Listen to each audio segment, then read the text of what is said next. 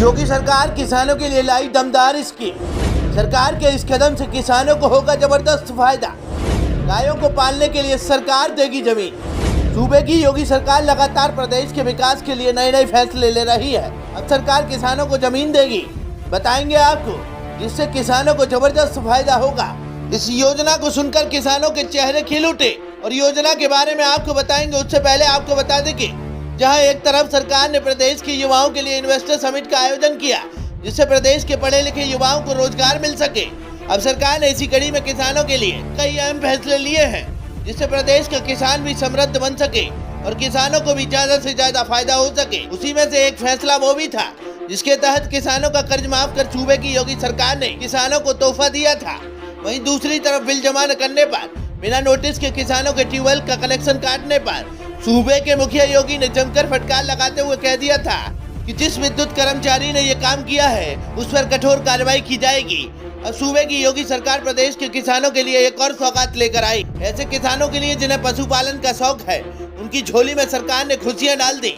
इस योजना के जरिए से सरकार गायों को सुरक्षित भी कर सकेगी, जिससे आवारा पशुओं से भी किसानों को राहत मिलेगी। किसानों को इसका जमकर फायदा होगा। यकीन मानिए आप भी इस योजना को सुनकर कहोगे कि सरकार की बहुत ही अच्छी योजना है, क्योंकि इस योजना के द्वारा प्रदेश के किसानों को बहुत बड़ा फायदा होने वाला है। गौवंश पालन के लिए योगी सरकार जमीन लीज पर देगी। पशुधन और दुग्ध विकास मंत्री धर्मपाल सिंह ने गुरुवार को संभल में कहा कि अगर उद्यमी गाय पालना चाहता है तो उसे सरकार की ओर से 30 एकड़ जमीन 40 साल के लिए लीज पर दी जाएगी।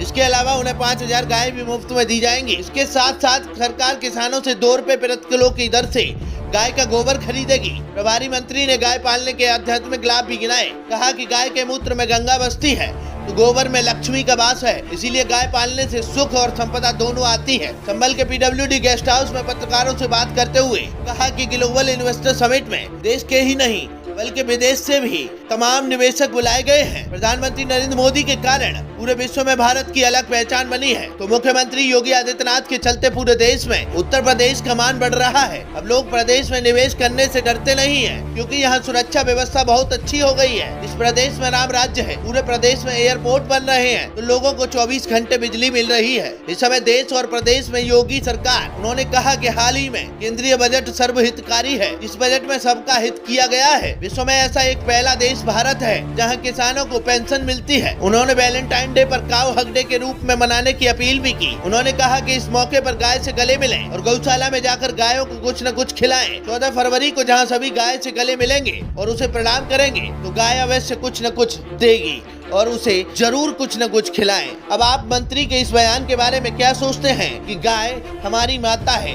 ये तो हिंदू धर्म में पढ़ाया ही जाता है और सिखाया भी जाता है। बावजूद इसके तमाम हिंदू ऐसे हैं जो गायों को दूध पीने के बाद छोड़ देते हैं और वो कहीं न कहीं फिर उन्हीं किसानों का नुकसान करती हैं, जिसकी वजह से किसान आवारा पशुओं से परेशान देखा जाता है, जिसकी वजह से कड़कड़ाती ठंड में किसान को अपनी फसलों की रक्षा करने के लिए घर से निकलना पड़ता है और फसल रखाते रखाते किसान कई अपनी जान भी गवा देते हैं। डेली खबर आप सभी से अनुरोध करता है कि गायों को कृपया ना छोड़ें, चाहे वो दूध दे या ना दे, उसको पालें, क्योंकि वो हमारी धार्मिक आस्था है और वो हमारे धर्म में है कि गाय हमारी माता है और गाय हमेशा से पूजनीय है।